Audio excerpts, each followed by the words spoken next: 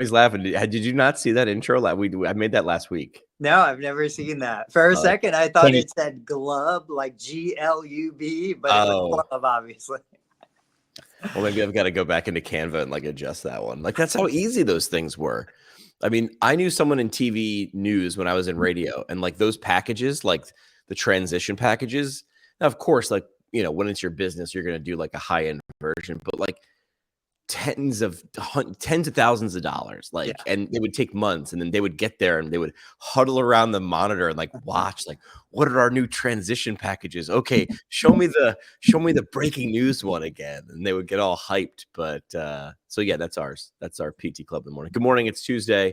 Tony and I ventured all the way to the nation's capital and then made it home, now we're back. Dave, what have you been up to?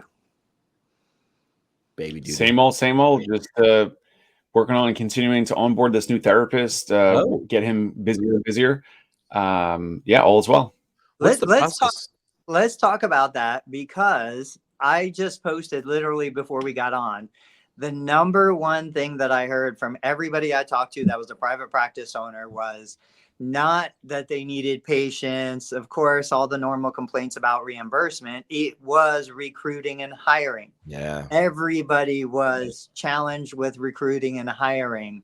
Tell us a little bit about, how did you find this person? Now, I see your LinkedIn posts. I see your social media. You're putting it out there, because I'm thinking about dipping a toe in that water in a different way. But I want to hear what you did to find somebody. I'll be happy to get into it. Also, as a sidebar cliffhanger, if you want another topic today or Thursday, someone reached out to me on LinkedIn to run my Facebook ads for free. I'm getting free Tony Maritato juju, the way that, you know, all these companies are sending Tony Maritato, you know, very expensive, tens of thousands of dollars of equipment, or hundreds of dollars, thousands of dollars of equipment. I got someone reached out, and we're setting up my ads manager right now, because I said on a recent podcast that Google ads grew my whole practice from nothing, and Facebook ads have failed from like 2 or 3 different agencies. That guy, I'll mention it later, listened to the show, sent me a cold email, a cold DM on LinkedIn stating what he heard of what I said, so I couldn't deny it. And he's like, "Hey, I'll run the ads for free, no management fee, as long, you know, if it crushes for you," which he's an e-commerce expert apparently. He's like, "I want to use this as free content to then sell some physical therapy products." So that's the company. So he wants to sell physical products to you, Tony, owners, stretch bands, a whole bunch of stuff. So he's going to use my potential Facebook ads as a case study to attract more owners, like the way that we put out content to attract owners. Smart. Hey, so anyway, that's a sidebar. Before we move on, I really need a new car. So if just putting it out there that it just really stinks not having a car, not being able to go anywhere. Okay, continue. Someone reach out from, Classic Chevrolet or something. Someone reach out to Jimmy McKay.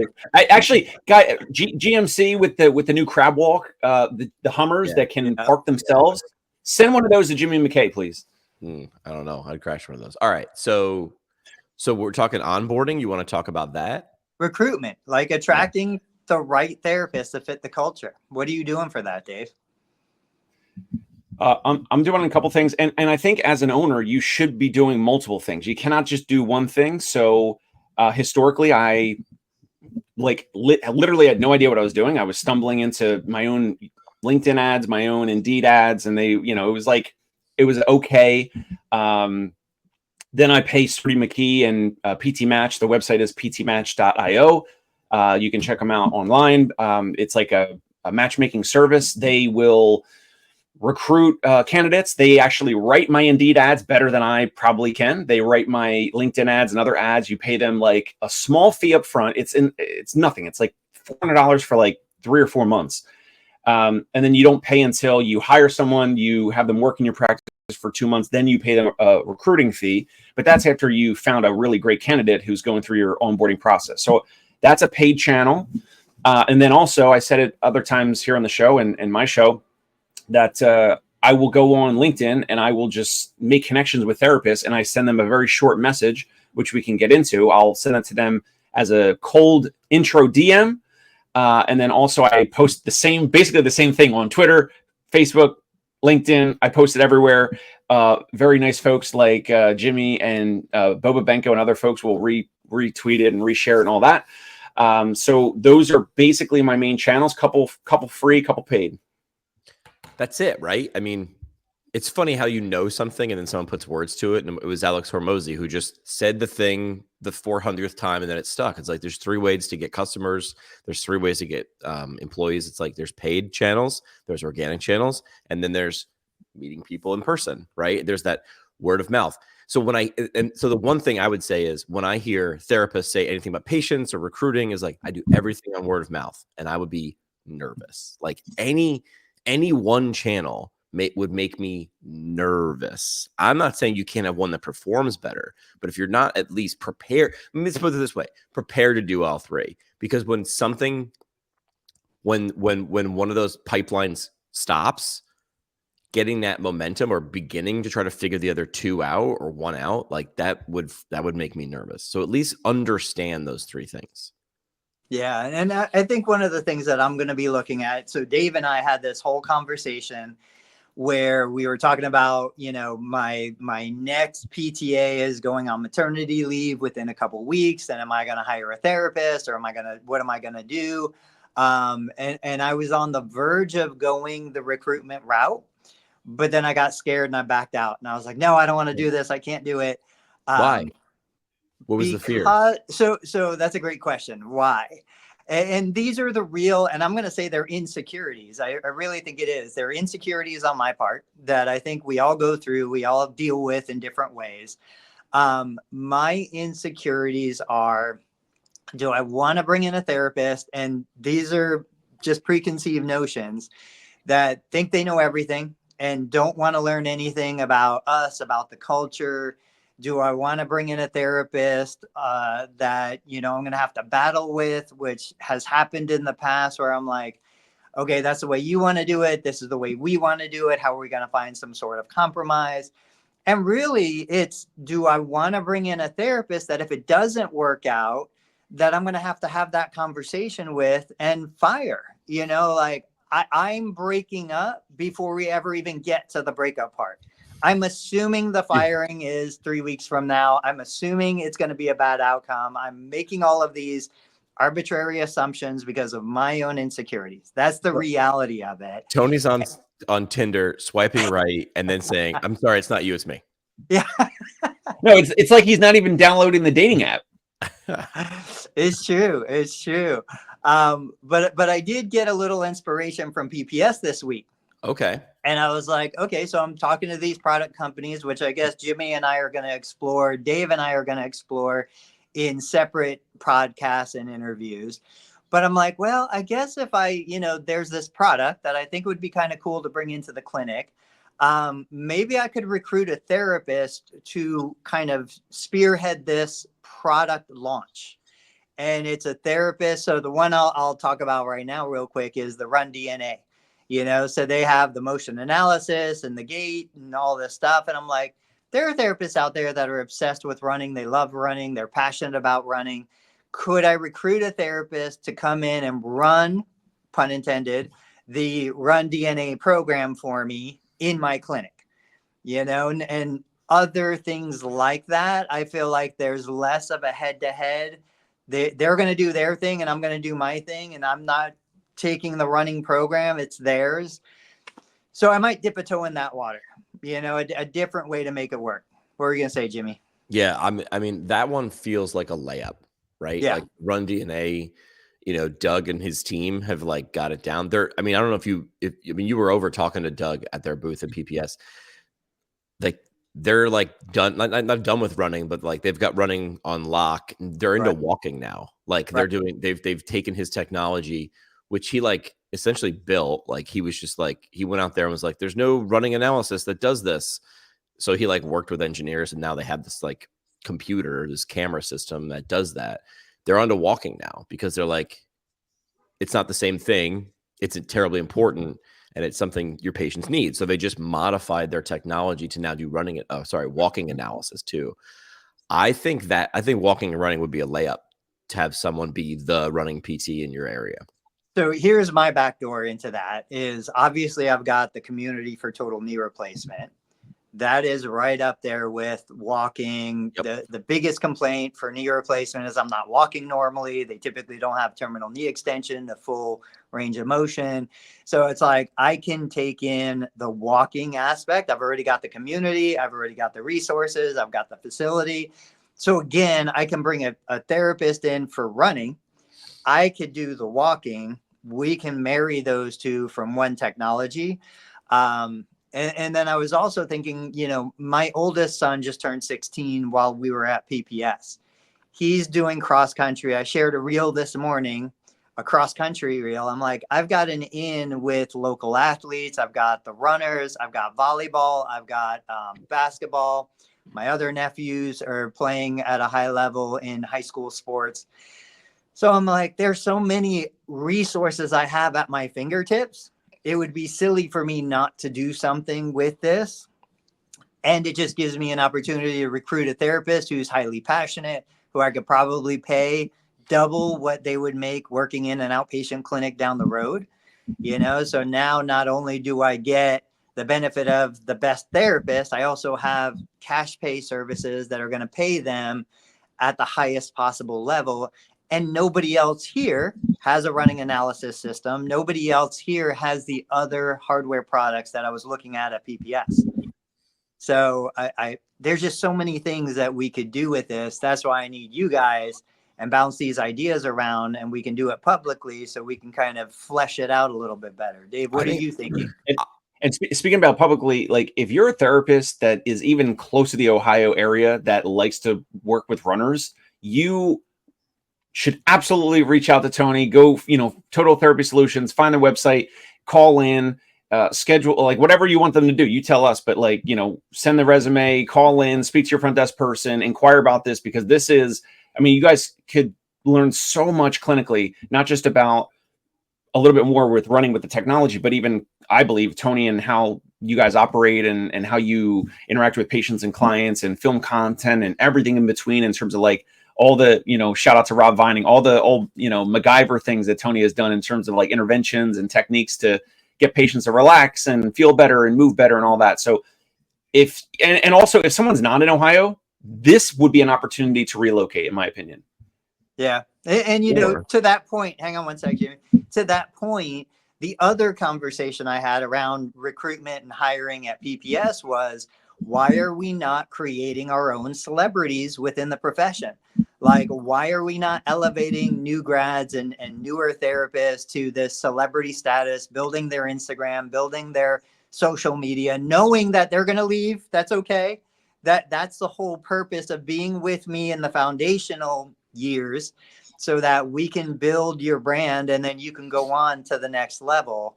What were you going to say, Jimmy? Well, I'll play off that. It was so funny because when I was coming out of PT school, I was, of course, a second career student. So I think clinic directors would talk to me differently than they would my roommates. And Yeah. look, you know, I can't let this guy get that known. It's got to be about the clinic because I don't want to lose them. They were like so afraid of like hiring someone, losing someone if they were good, that I was like, well, why wouldn't you just like give those people what they deserve, right? Like, which is like, this person is great, you should come see them. Well, if you build your business on that and they leave, what happens? And then the reverse of that is, what if you don't and they never come, or you don't build them on them and they don't get what they're looking for, what they deserve, and then they leave anyway, right? There's that whole adage of, you know, what does it cost? What if we give continuing education to someone, right? Career advancement to someone at our company and they get so smart and they leave? Right. What if you don't and they have a bunch of dumb people at your company? Now you got a bunch of dumb loyal people who can't go anywhere. Like Gary Vee is famous for saying, if someone poaches one of my girls or one of my guys, he's like, awesome, I've made that person poachable. Isn't that, as a business owner, like what I'm really supposed to do? Who's next? Like that was drilled into me. Maybe it was drilled into me more than I thought with my GM in radio, which is like, who's next? Who do you got? Like, understand what job you're now in, Jimmy. You're still on the air, but your primary function was program director, like clinic director. Who's next? Who are the people you're cherry picking? And I used to turn bartenders, supermarket checkout people. They didn't need licenses to be a radio DJ, but I would turn like random people. I would turn beer reps, people. I'd turn up a couple of beer girls into like late night radio DJs. It's all about the giggles. So I mean, recruiting seems to be that thing at PPS. It's not going anywhere. So Dave, I'm curious in your situation. I know you pay more than a lot of other places. I know you see like the perfect clientele for so many people. Why do you think you're not getting more inbound applications, more therapists who want to do what you're doing? Is it just not getting enough reach out there, not telling them? Are they scared to make the change? Like, Well, what before do you that, think is holding therapists back? how much are you getting? Let's start with like, and then go to that question. Like, are you We, getting yeah, nothing? Some? no. So what's great is last week, I got 3 therapists to reach out to me, and they were referring to these organic posts on LinkedIn. So Good. they're not even, this is not an application through Indeed or like, it's kind of funny. Like, and people, like some of these therapists, like they don't even click into my profile, I guess, or they don't do the next step of clicking into the website and finding the hiring tab, filling the application out and sending it in, which is fine. Like maybe, I don't know, like I'm trying to be flexible. Maybe this is the new age of how people interact. I don't know, with potential opportunities. I mean, for me, I would just go, typically I would go like the full formal route. Like if I was really curious about it. Back in my day, make me feel old. So last week I had an OT and 2 PTs send me a message, and it basically said something like, I saw your post about an opening for an OT or a PT taking house calls in Manhattan and Brooklyn. I would like to learn more about the position. And then it would be like something about them, like I'm a new grad, or I've got whatever years of experience and currently working at wherever. Hope to hear from you soon. So then what's interesting, guys, and I would love your feedback now. I'll reply as soon as I can. Thanks for reaching out. Can you complete this form? Basically, it's an application with like your information and upload your resume at this link. Now, the one person was looking for like strictly PRN, and I just don't have the time because I realized how much time and effort it takes to like onboard and train a new therapist. And I want to do like brain dump, like here's our culture, like you said, Tony, here's what we do, here's our core values, like here's all the things we do. And it just doesn't make sense for me to do that if a therapist is seeing like 1 or 2 patients a week or 1 or 2 visits a week. So the one therapist had asked for PRN. So then I like, that's not going to work. Sorry. Like we're looking for like at least 20 hours a week or more, ideally full-time, 40 hours. So that one therapist is out. The other 2 have not completed the application on the website yet, which maybe I shouldn't worry about. And go back to Tony and what you said is like, I just continue to need more reach. I need to get this in front of more therapists. That's why I posted the salary number, which is whatever I wrote, up to 120K, like pretty good. And also, other than traveling around the city, you're only seeing like 4 to 6 patients a day. So I know it's not for everyone. It's not for every therapist, but that's just a little bit more of the steps of what I've seen over the last week. Any feedback in terms of like, I mean, should I expect these therapists to actually fill out the application? Like, give me some feedback. I guess it's good that they haven't, right? Because it's show versus tell. Like, all right, not that interested. But Well, that's the thing. Back in my day, when we were looking at recruiting, and I'm going to say 15 to 20 years ago, we would intentionally add friction to the recruitment process. We would intentionally weed out people that couldn't follow simple directions. And I remember we had a test that we would give them if they did make it through, just to follow instructions. And it was a series of like 12 or 15, do this, do this, do this. And it's shocking how few people could actually read and follow the instructions. So, I don't know. I don't know if it's a situation where we're not getting the message to the right people. I don't know if it's a situation where, like you said, it's a different economy, a different state of mind. I don't know. But that goes back to my original point when we started today's convo. I don't know that I want to go down that road. I don't know if I want to be frustrated again. I don't know if I want to put myself out there again. It is like dating. I mean, we're talking about long-term relationships. We're talking about tying money together. We're talking about time together. We're talking about expectations. Probably worse than dating. So I just don't know.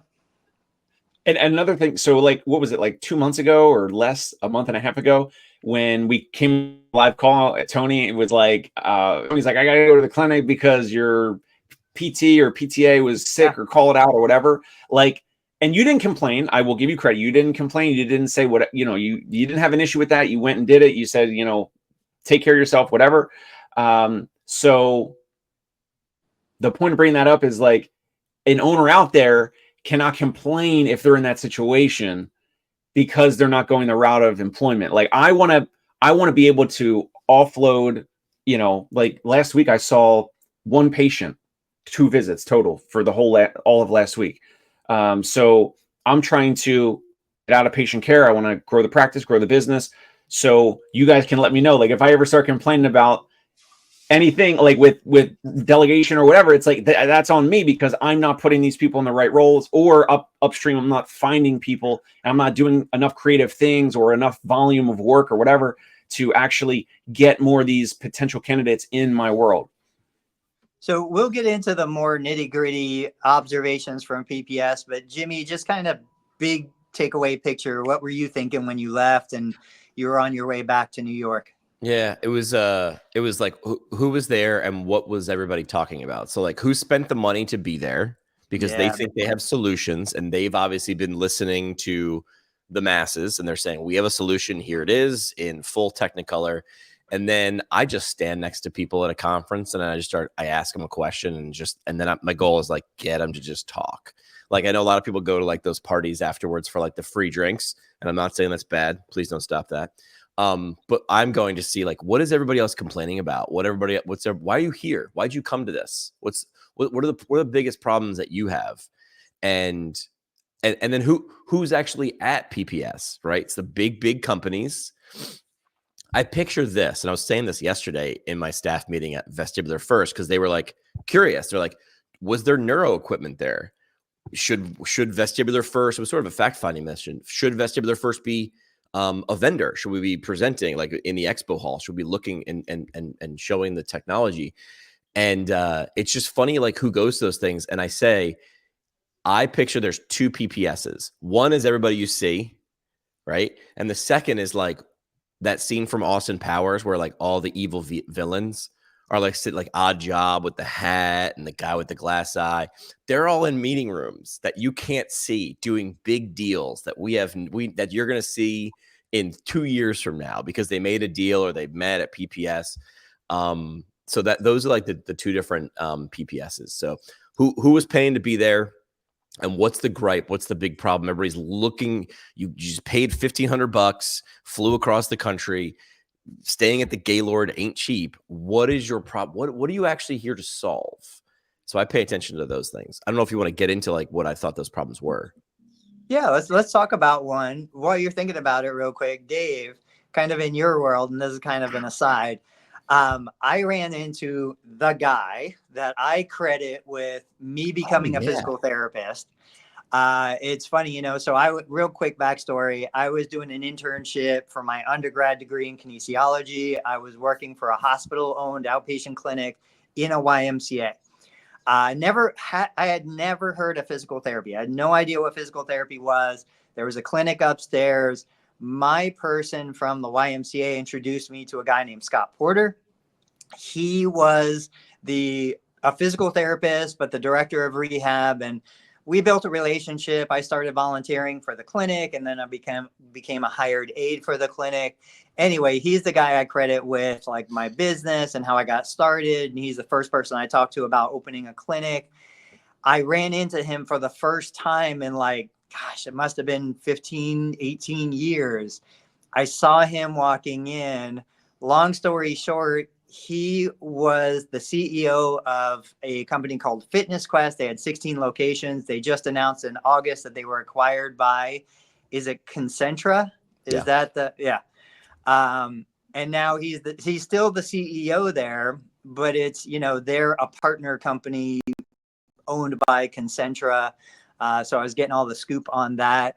And then I found out his daughter, who I remember as like a child, 5 years old, was one of the main stars on the reality show, the MTV show Siesta Key, which Oh, of course no. Siesta Key is where I grew up. So she, like, all these crazy connections came out. But as soon as I heard about the acquisition, of course, I was thinking about Dave Kittle. So Jimmy, what were you thinking about? Yeah, I mean, like the things that I saw, the writing on the wall, outside of like patient recruitment and hiring, in terms of like big business, came down 1, 2, 3, 4, 5, 7 letters. It was all about the EMRs. It's all about AI, and it's all about M&A. So those were the three. Those were the three different things, or the three big topics that I saw everybody like sort of whispering about. Right? EMRs. And we could do we could do a series on this. I mean, I joked around in our group chat like we should do March Madness, like which EMR is the best, right? Which is the 1 seed, which is the crafty veteran. AI, in terms of like we did a live stream with Sarah Health.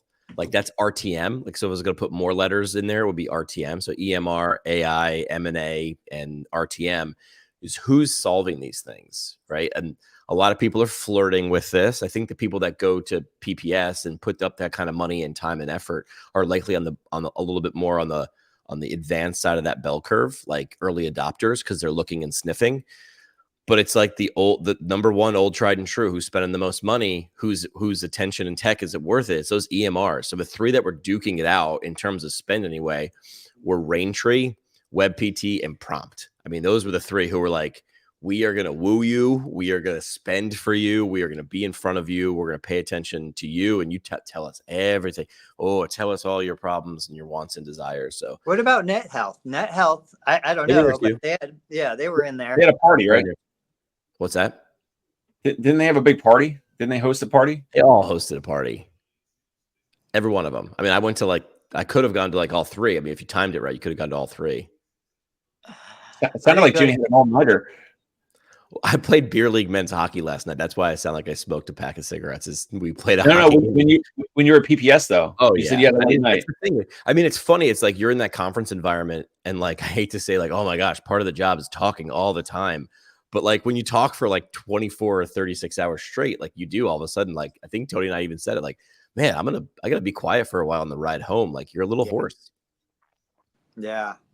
So with them duking it out, they were just the top layer, because then you had all these second layer newer entrants into the market. Yep. I had never heard of several of these companies that were really trying to create a name for themselves, trying to get, on the board.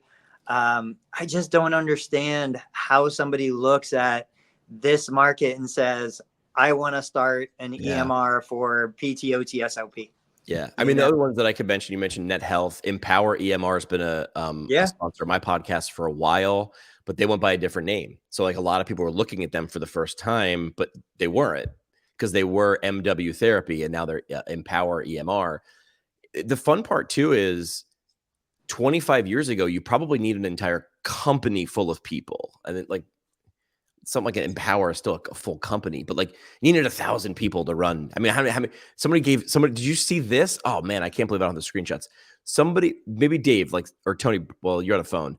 The headquarters for Epic, I don't know if these are fake or not, but it looks like something Walt Disney would have designed. It's like the headquarters of Epic, the EMR, is like a joke. It's like Lego wizards that are 10 feet tall and yellow brick roads and castles. I'm like, this isn't real. But anyway, like my point is like 15, 20 years ago. I'm pretty sure they're like a multi-billion-dollar company. Yeah, but that's the thing. And of course, the therapists get a hold of this and they're like, oh, wonder where all the money goes to. It's like, oh, they got, a 20-foot tall wizard Lego brick person. But you needed like 1,000 or 10,000 people behind the scenes at Epic to run a really great company that did something, that made a product like that. And now with software, you don't. Like I don't know how many people are like at an Empower EMR, but it's not 1,000, right? It might be 50 or less, because some of those people don't have to be full time, right? Like you could have offshore people, you could have people who are PRN, like even in that software game. So there are a lot of options, and some people just love it because that's their thing and they don't want to change. So, but the EMR, they get long-term. Well, we're talking about this with someone. Why are they paying so much? How can this company throw this party every year and still make money? I was like, they understand, to flip a Dave Kittle or a Tony Maritato in their clinic, that lifetime value, they're charging you a lot of them per therapist per month or however their pricing are. Very sticky. That adds up, right? Because changing is that tough thing, right? It's that emotional, it's that overhaul. So when they flip you, they understand what that's worth. So I'd be curious, Dave, I don't know if you saw the post, an OT, I won't mention names, said, if somebody, an EMR company is spending $500,000 on this event, what else could they have done with that money? Why are they not, how many sponsorships of APTA, AOTA memberships could they have paid for?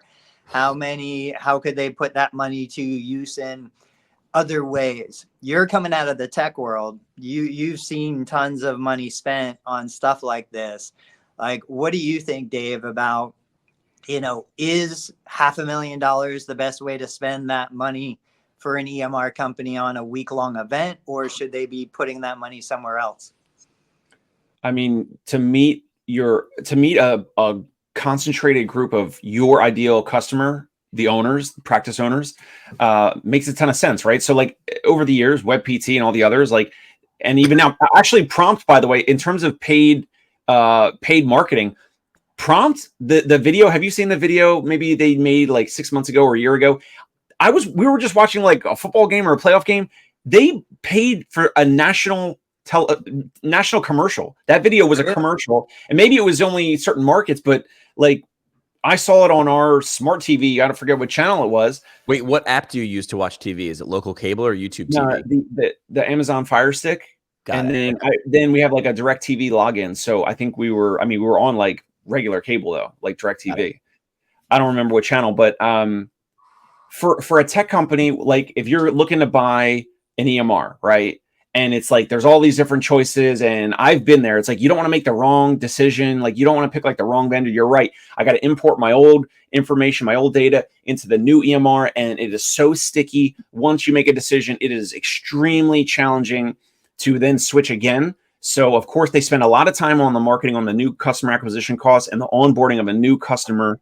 And in some cases, like if you have a couple clinics or more, that company, the EMR will they'll say like, we'll have someone that will just import all your data. You don't have to do anything. You don't have to lift a finger. You don't have to do anything. So yes, it makes a lot of sense to spend a lot of money for the marketing, the awareness on the front end of the funnel, the top of the funnel. But yeah, I think it's a great idea to be spending the money that they do at PPS, because they can have a booth. Then you actually can engage with, like at Prompt, there's Mike Dwyer, there's a bunch of folks, but I talked to Mike years ago, and you have to have some human touch, and it helps to have a human touch in our physical therapy world. So have some human touch with someone at one of these EMRs. Years ago, I used to go to the WebPT Ascend conference. Yeah. And I knew Kevin, I knew, oh my gosh, is it Nate? There was a bunch of folks that I knew like by name, and they were not PTs. And like, we talked on Instagram and, LinkedIn, and we would Jake Nero, he left physical therapy. He's doing some other software company. These guys were in enterprise sales, and I had their cell phone numbers. Yeah. And I never decided to use WebPT, but that is the power. Like, can the EMR companies have their team members have their numbers stored in a practice owner's cell phone? I think that's super powerful, and you cannot do that with online marketing. Yeah. And I think really, we see it in sports, right? How much do they pay to have the business name up on the arena?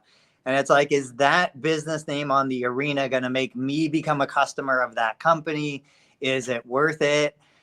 I don't know. I really don't know, but it's been a strategy that's been utilized forever, as long as businesses existed. So, yeah, it's an interesting approach. Raintree was another one.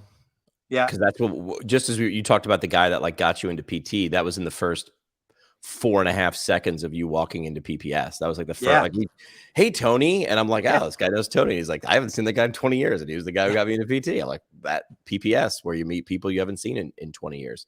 And it was funny. It was like how PPS was arranged, how the expo hall was arranged, because after you hit those monster booths of the EMRs, that's where you had the Sarah Healths for RTM. That's where you had the Prediction Health for artificial intelligence. So now it's these things, these peripherals, right? These things you add on or you incorporate as well. Just open a new tab and there's that tab. So you have your home screen. So let me ask you this, though. From two guys who understand technology and therapy, would I'm not going to say like name companies, but RTM or AI, they're just going to buy one of them, right? Like these AI companies, like these AI like listening apps are like duking it out now or figuring out like it's a live beta test. Everyone's sniffing and liking and commenting. These big companies, these EMR companies, they're looking to see who the last one is or the last couple are, and they're going to buy these, right? And just incorporate them. That's how it works. So I've got the inside track on that. Ooh, hang on. And it's one of those Breaking things. news. That's the first thing that I said when I joined Scribe was talking to Jansen. I was like, why would an EMR company either not just create their own, right, or not buy and acquire an existing AI Scribe? You know, and so in communication with Jansen, who is the founder of Scribe and the developer, like he's the technical brain behind it all, he effectively said they probably can't make their own because they can't get the engineers. The engineers that are creating the technology for an AI Scribe are doing their own. They're funded by VCs. You can't hire them to come into an EMR company. That was number one. And that's what we see in therapy, right? The number one complaint is I can't find good qualified therapists. Where are they?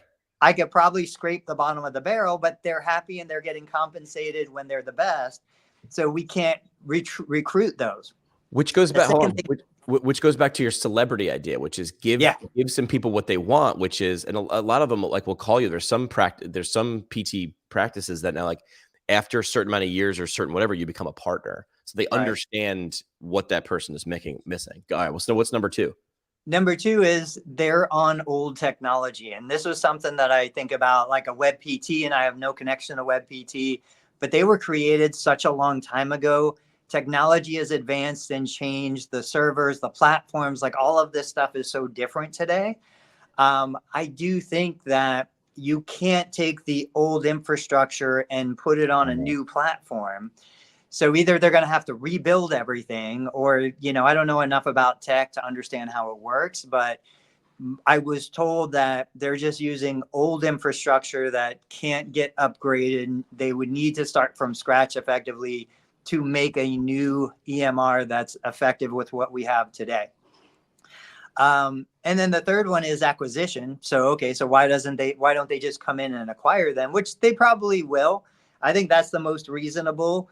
You acquire a AI Scribe to come on, but the numbers are high.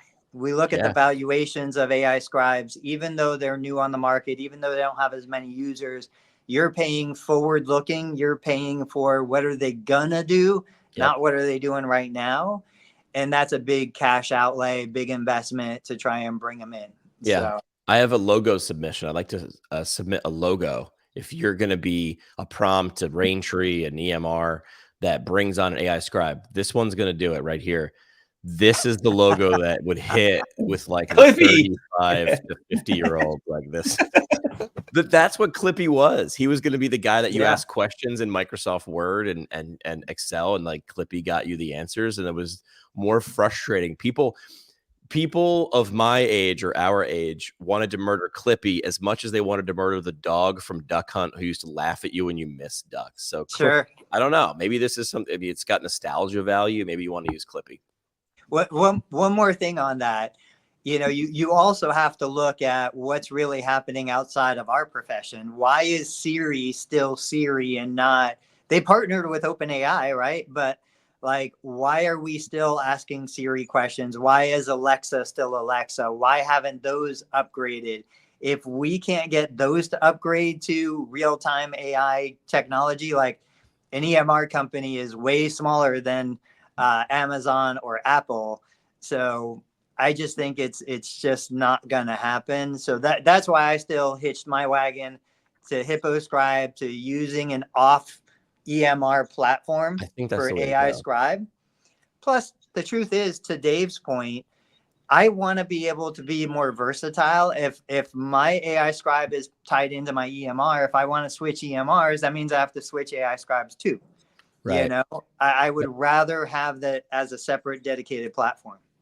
So this brings up something interesting. Is I did that interview. I don't know if you guys heard it with Larry Benz. Larry Benz came on the show, and he's got a a newsletter or blog, whatever you want to call it. It's like, one of the Beehive platforms. He said, I heard on probably one of your podcasts that only about 20% of all licensed PTs in the country are treating patients. That was Larry's statistic. It was actually 19, I think. So there's another difficulty, right? Hey, well, 10,000 PT students become licensed PTs every single year. What's the problem? Well, I'm not a math guy, but 20% of 10,000 is 2,000. So now you're trying to compete for the new 2,000. And some of those 2,000 are going into business for themselves.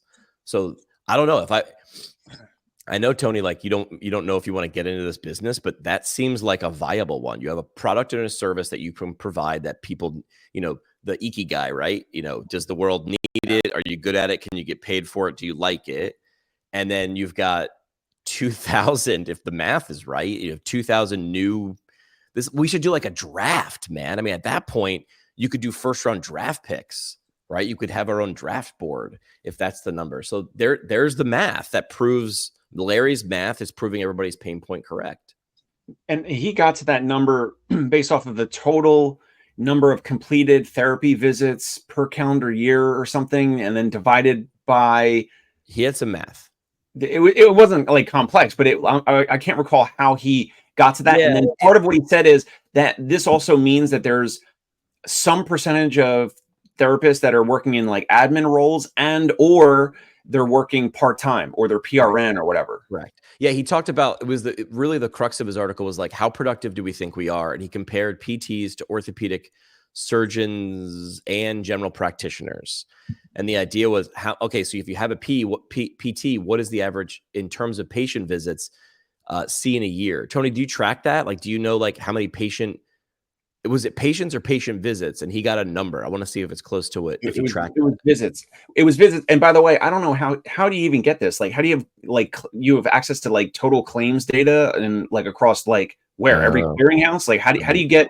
And also it out of network visits as well. And you're not counting any of the cash pay visits that are out of pocket across in New York City and every other city or I might guess he's Larry Benz and he's in touch with Confluence, so he's got a lot of math to play with. So if I was going to trust someone's math, I might trust Larry's math. It could be their numbers, and then he extrapolates it across however many geographies. He had it in there. I was just not remembering. Tony, what were you going to say? To answer your question, yeah. So we would track total number of visits per episode of care. We would track total number of units per episode of care, average units per visit. We would be able to look at on a therapist or therapist assistant basis, how many units are they generating, how many plans of care, how many visits per plan of care. We would also look at tying those metrics to, new patient evaluations went up. All of a sudden, episode of care shortened because the therapists were getting overloaded. So like we would use that as a barometer to figure out, all right, what do we do? And that was the birth of some of the other programs. So we said, all right, every time evals, cross 10 new patients a week, our plans of care would suddenly shorten. Well, clearly there's a correlation here. How can we not discharge these patients, but give them an off-ramp to keep them in? Hence, we created the non-covered maintenance or the wellness program. And that's where I would go with this whole business idea. It's like, okay, we've got the back and forth. Do I recruit? Do I hire? Well, what if I can just create another way to provide the patient with the desired outcome that's not dependent on a licensed therapist? What if I let the licensed therapist only do what the licensed therapist does best and create other things that can still get the client the desired outcome? And what opened the door for that is increasing out-of-pocket expense. So if a patient's going to pay $50, they want to get what they want for a $50 copay. Can I deliver a better value to the patient as perceived by the patient for $50 or $40 or $30 compared to if they went somewhere else and paid that $50 copay? I believe I can. And so I don't think I need to hire therapists because I think that I can create a solution to the patient's problem, not the insurance company's problem, for less out-of-pocket cost to the patient and a better patient care experience. Yeah, it's like I almost want to go to ChatGPT and parallel the situation Tony's talking about, which is what should a PT be doing the most percentage of their time? And the thing that comes across is, or the and ChatGPT will do a better job. So I'll do that when we stop, and I'll share it, which is Ford invented the assembly line, right? And I feel like it's efficient. You get really, really good and you just do this one part. And when you put a bunch of people together, cars come out really fast. Outcomes come out really well. Quality stays high. But I feel like as physical therapists, and I was guilty of this too, we wanted to do every part of the assembly line. Well, my friends, less cars are going to come out. And you might say, but they're custom and they're pristine and they've been touched by me and I know every part of that. And that is valuable, except we don't get paid on that. We get paid on how many cars roll out or how many happy people drive how many miles and need a new car or tell their friend about that car. So I feel like the assembly line metaphor or analogy, which one is that? A metaphor maybe, is the most accurate one. Because right now PTs want to meet the patient in the waiting room, do the eval, and be there the entire plan of care, touching as much as they can. Well, that's you walking along the assembly line. But while you're doing that, you're not doing the other things. So if you want to get paid the most, Tony, Dave, what do PTs get paid the most for? What can we bill the most for? What is the answer? Valuation from valuation. a third-party payer's perspective. Now, I use that exact example in my Zero to Paid course. I have 3 pictures. I have a fully custom, literally a handmade car that sells for hundreds of thousands of dollars because it is so customized and takes so long to create. And I think the guy only creates like one every 2 years. I've got Ferrari, which I think rolls out about 8,000 cars in the hundreds of thousands per car. And then you've got typical Honda, Toyota, Ford, assembly line. And I drive a Honda. I drive a Toyota. Like, those are the 2 cars we have in the family. Why? They're reliable enough. They're affordable enough. They get the job done. I'm not driving them for prestige. I'm driving them for reliability and affordability. And it is the perfect solution. I am completely happy. Back to Jimmy's talk, and we always talk about the mill clinics. They're providing an affordable, accessible, solution that is clearly adequate for the consumer. If it wasn't, the consumer would stop going. And the consumer always has the opportunity to hire Dave at a little bit more of a price, but for a better experience. But they don't need it. They don't want it. They're content with what they're getting. Some people want to get paid like they work at Ferrari, but they're get paid like they're working at Ford for the output, but they want to work at Ferrari. And you can pull these clinics off, right? Like you guys know about IPA, right? And it's not just beer related, the Institute of Physical Arts. Do you know those guys? No, I don't. Yeah. So like CEUs guys and like super deep into stuff, but they essentially, from what I've seen anyway, Ryan, I think is who I know. I'm blanking right now, but, they essentially teach people how to like be this high-end provider where if you're Ferrari and you're making 6,000, 8,000 cars a year, those cars are going to be expensive. If I'm your PT and you're coming in 2 or 3 times a week, or I'm on retainer or however the model, or I'm going to see you for 90 minutes, then you have to pay more because you have to now pay for 3 spots at a higher rate, because a lot of the clinicians like that, these higher end, they're going to be where the largest group of people are. And those are cities, and cities are expensive. And that's how math works. Dave knows this better than anyone. Like, yeah. I'll give you a second. When I go to a restaurant for, our anniversary, I know I'm paying more for the white tablecloth and the heavy silverware. Like, I'm paying more for the server who's going to have more time to interact and answer my questions and has a better education about the menu. People are paying more for Dave to deliver that experience, and those people understand that. This is great. Right. Chris comes in with the consumer doesn't know what the outcome could be. They think their outcome is Ferrari, but they're only getting Ford Pinto results. So this is product market fit, right? So this could be one of 2 directions, right? Like Dave's looks like he's sniffing sour milk. How are you reading this? When they so Chris, when you say they think their outcome is Ferrari, are you saying like anyone that's like calling, like, I want to use my insurance, and do you accept GHI? It reimburses $35 a visit, and you think they're thinking that the result that they're deserving are going to get Ferrari? I just want some clarification, maybe. Yeah, so this, how I'm reading it, that's the mastery of being the insurance company, because you get them in, you're the EMR, you sign them up, And then what gets produced is somebody else's responsibility. So it says the consumer doesn't know what the outcome could be. They think their outcome, so they think they're going to go in and get white glove service, but what they don't know any better. Yeah. They think they're going to go in there and get Ferrari, custom lambskin, seats and, 0 to 60 in 3 seconds. They think they're going to get that, and they're getting Ford Pinto results. They even still make the Ford Pinto. I think that was the one that kept catching on fire. But here's my pushback, which is it's on, are you not communicating it right? Because I want to get back to work, and I want to do it as cheaply as possible, because that's the thing. I don't really care about the experience. There are people who do care about the experience, and they're willing, and if they're able to pay more, they will pay more. Because a Ferrari gets me to work the same as a Honda does. It just makes me look a little bit more badass. I don't have a Ferrari, by the way. But if Ferrari wants to sponsor the show, we're open for possibilities. The challenge with all this, and Chris, thank you so much for commenting and engaging live here. The challenge with all this is, and Tony said it a million times, there are percentages of the population where they want that in-network experience. They don't they pay their copay, but some of these people are putting this physical therapy visit on the calendar, and that's their whole day. They're like, this is my thing. I can't wait to go. I want to talk to Mary, the front desk person. I'll go 30, 45 minutes early. I'll do my therapy visit. I'll stay in the lobby and talk to Mary again for another 30 or 45 minutes until they kick me out, or they'll give me some water and coffee. I'll use their restroom, whatever.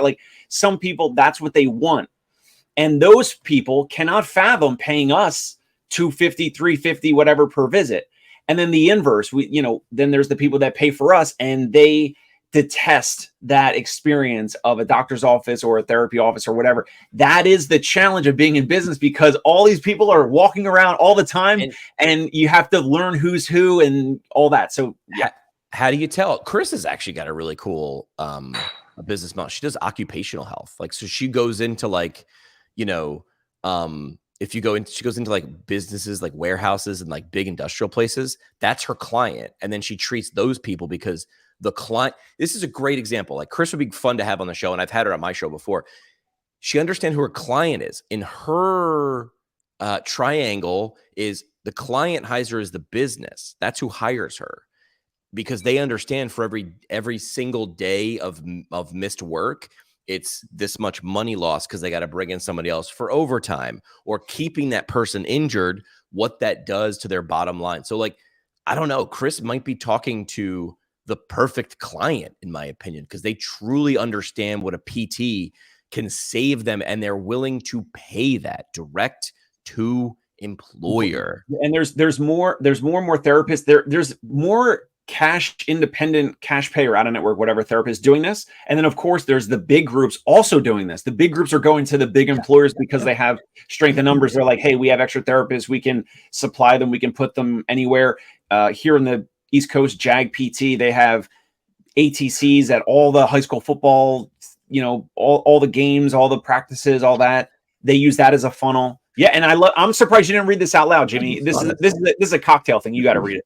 If you ever have, if you only ever have pre-mixed margaritas, you think that's the best margarita, and you don't know any different. Hold on. Amen. Amen. If you only have pre-mixed margarita, it is the best margarita you've ever had, unless you've also gone to Mexico or had just a banging margarita. Chris, dropping analogies. I like it.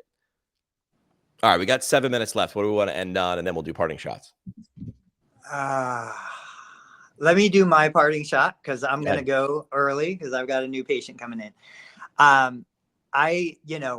It's all about pushing outside your comfort zone. Going to PPS was way outside my comfort zone. I go through all the emotional roller coaster of yeah, I'm going to do it. Oh, I don't want to do it. Yeah, I'm going to do it. I was pumped. I was terrified. Then driving up there, I listened to all my business podcasts, the whole 9-hour drive. And then the second I see the first face I saw at PPS, even before I saw Jimmy, was Robbie from Rehab CEOs. Robbie was sitting there in the lobby. His face went from 2D for the last 5 years to 3D. And immediately all the anxiety went away. I was so happy I went. It was such a great experience. I'm looking forward to seeing if we get the trio and go to CSM in Houston. I'm saying it right now. It's October 15th. So now it's on record. I would love to see these two things. I would love to do what Tony and I did in PPS, which was we took the phone and we took like a wireless mic and we were just like Alex Lieberman. We're just Johnny on the spot, 20-minute interviews. I would also love to see, and I mentioned this to a few people, right? Planting the seeds in October now for October next year, or CSM in February, which is like, where's the college game day? And we flirted with this idea a couple of years ago. I mentioned it to somebody at APTA Communications, and they did. They built like a media center where they had mics and they had like just plug your laptop in, and very few people sort of used it because this is simple. What we do, it's not easy. I'm not trying to overcomplicate it, but what I'm saying is like doing that as your business is difficult. But like you don't need a media center anymore, baby. Like this is the media center. It's always been going towards that. So I'm putting it out there that in October of 2024, either PPS next year or CSM in just a couple months, I would love to see college game day. I want to see Tony or Dave put on a mascot head. What's Prompt's mascot? I want like a big head. I want the web PT head. I want to do that. I want signs in the background. I want kids kicking field goals for scholarships to PT school. Real quick, I'm stepping out. Go to PT Pintcast. Take a look at the 3 live interviews we did. Yeah. Tell us what you guys think about that. I can't imagine every single business in the exhibit hall isn't doing something like this. It's just crazy to me. I'll catch you guys on Thursday. Yeah. Somebody had a great line, which was, imagine I gave you a tool, Dave, 20 years ago, that with that tool, I just handed it to you. It costs less than $1,000 and it gives you unfettered access to reach anybody you want.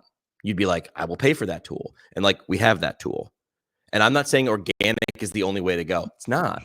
But you can take that tool, create a video, put $100 behind it. Ads, I mean, in my opinion, if you really wanted to dial down, do what you're doing, which is ads. But then the third thing that we talked about, which was go shake hands. Like, even if you make no connections at PPS, you're like sitting amongst people. You're like, oh, I'm having the same exact problem as you. How'd you solve it? And then shut up and listen to how people do it. These are the people who aren't bitching in Facebook groups. They're out there solving those problems. Like, you know what? I'm not going to bitch about it. I'm going to drop $3-4 grand, bring myself and my front office manager, and we're going to solve this problem. Will's saying we're speaking my language. Forced targeted distribution. If you had let me ask, you know what? I'm not going to ask you this question. I'm going to ask Will this question. And Will, I want a live stream where you and I answer it. The question is, if you lost everything tomorrow and you had to borrow $1,000 from Nana to get your business back to what it was or grow it, I know the answer, but I want to hear you explain why. If you had $1,000, what would you do? And the answer is ads. I'm gonna answer for Will, but now I want the why, the behind it. What's your parting shot, Dave? I think I just gave mine. It was just a ramble. Parting shot is more. I'm more in a contemplation stage right now about CSM because my gut is saying, what would be the ROI for me to go spend time and effort and all that? No VC money.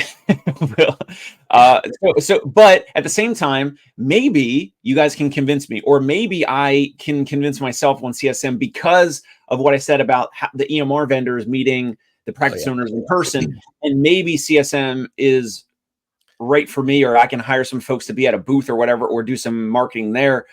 And do something wild that gets attention for my offer like for a full-time therapist, and maybe have therapists either relocate or they're in the New York City area or whatever, and use CSM potentially as a way for some in-person recruiting and meeting therapists.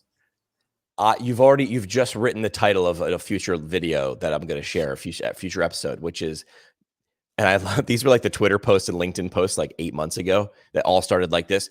98% of people are using LinkedIn wrong. Here's what the top 2% are doing. I honestly believe, I don't know what the number is, but I think most people do CSM wrong. I think practice owners do look at CSM and PPS and their two conferences. And like, if I'm going to put the money down, go to PPS. I don't disagree, right? I also think you can get enough to make it worth it to go to CSM. First of all, the ticket at PPS is $1,500. I'm not saying it's not worth it. It's highly concentrated, right? Ticket for CSM is $500. So now we're 33% cheaper, and you have 8. So there's a clinical on top of that. So I will lay out a plan to take a Dave Kittle and push him one way or the other on the fence if they should, because I'm not saying everybody should, but I'm going to give you check boxes. Like if you want to do this and this and this and this and this, you could and I'll do like a value counter. I'll have like a cash register. Cha-ching. That's an extra $200. Cha-ching. All right. And some of the numbers are there, right? So it's a lower cost ticket for a practice owner, like a practice owner, that wants to grow and wants to hire more therapists. So it's a lower dollar amount, but also the attendees, like there's a larger pool of attendees, right? And it's going into it. It's like if I'm recruiting and I'm networking, I'm trying to get like names, email, phone number, contact information, whatever for therapists.